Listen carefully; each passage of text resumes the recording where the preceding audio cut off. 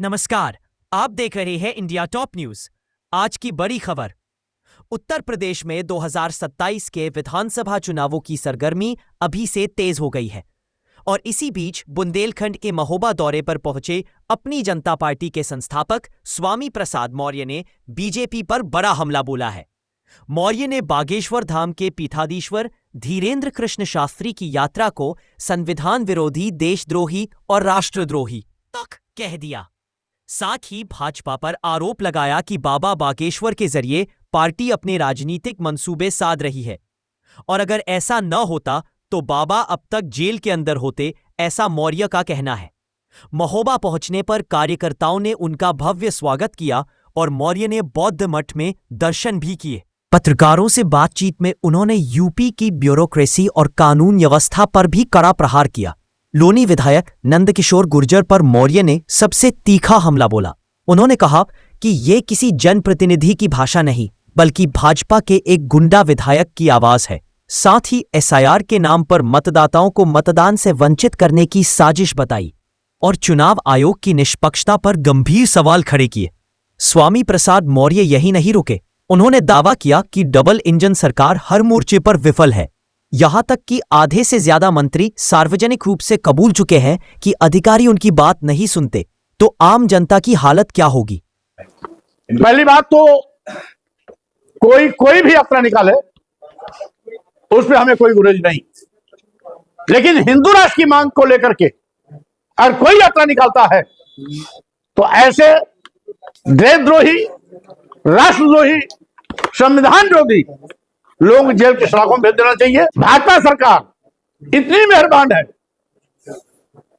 कि हिंदू राष्ट्र की मांग उनका लहजा है पर निकाली गई यात्रा को बड़े पुलिस बल के साथ चाक चौबंद सुरक्षा देकर के इस बात को जाहिर कर रही है कि यह मुद्दा भाजपा का है। बागेश्वर धाम के बाबा के माध्यम से भाजपा अपने मंसूबे को पूरा करने में लगी है, अन्यथा बाबा बागेश्वर अब तक जेल की सलाखों में होते हैं। ये नंदकिशोर गुर्जर नहीं बोल रहे हैं, भाजपा का एक गुंडा विधायक बोल रहा है और भाजपा सरकार का घमंड बोल रहा है।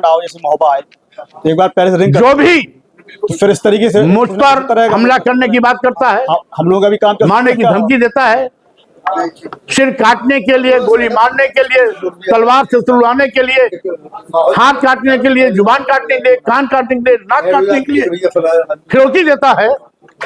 स्वाभाविक रूप से कोई देश के दलितों आदिवासियों का बहुत बड़ा दुश्मन है। वो नहीं चाहते इस देश का दलित पिछड़ा सम्मान के साथ खड़ा हो सके, इसलिए स्वामी प्रसाद मौर्य की मूर्ति बंद करने के लिए कोई हत्या पर फिरौती देता है। कोई 51 करोड़, कोई 21 करोड़, कोई 25 करोड़, कोई 1 करोड़, कोई 2 करोड़। और नंदकिशोर गुर्जर भी इसी तरीके से भाषा बोल रहे हैं। जब मैं एक दिन का काम ऐसे एक दिन का काम आरक्षित तत्वों को सावधान कर देना चाहता हूं कॉपी मारनी है बस कि स्वामी प्रसाद मौर्य कोई कीड़े मकोड़े नहीं।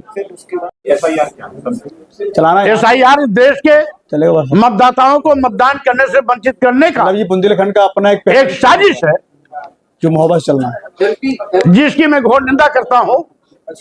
निर्वाचन आयोग से मांग भी करता हूं कि एसआईआर के नाम पर इस देश के मतदाताओं को मतदान करने से वंचित न किया जाए।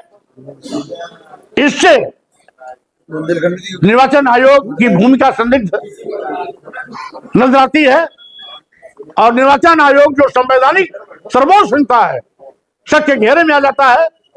निर्वाचन आयोग की निष्पक्ष पारदर्शी भूमिका बनी रहे, इस बात को निर्वाचन आयोग को तय करना चाहिए और लोकतंत्र सुरक्षित रहे, बचा रहे, लोकतंत्र की हत्या न हो, इस बात को भी तय करना चाहिए। चूंकि माननीय मुख्यमंत्री योगी आदित्यनाथ जी के कैबिनेट के आधा दर्जन से ज्यादा मंत्री सब अब तक अपनी पीड़ा को सार्वजनिक कर चुके हैं कि विभागीय अधिकारी उनकी बात नहीं सुनते, चाहे नगर विकास मंत्री जी हो, समाज कल्याण मंत्री जी हो, महिला कल्याण विकास मंत्री हो, यहां तक कि 1-2 मंत्रियों को तो धरना देने की जरूरत पड़ गई। तो स्वाभाविक रूप से आधे दर्जन से ज्यादा मंत्री विभागीय द्वारा बात नष्ट हो जाने की पीड़ा को शामिल कर चुके हैं। आम जनता के सारे अधिकारियों का व्यवहार क्या होगा इसका अंदाजा लगाया जा सकता है। डबल इंजन की सरकार सभी मुद्दों पर पूरी तरीके से फ्लॉप है। मोदी जी देश बेच रहे हैं तो योगी जी 27,764 स्कूल बंद करने पर आमादा है। पूरा देश और प्रदेश जंगलराज का पर्याय बन गया है। वो महाराष्ट्र, गुजरात, राजस्थान, मध्य प्रदेश हो, ये सब के सब भाजपा शासित राज्य हैं जहां जंगलराज चल रही है।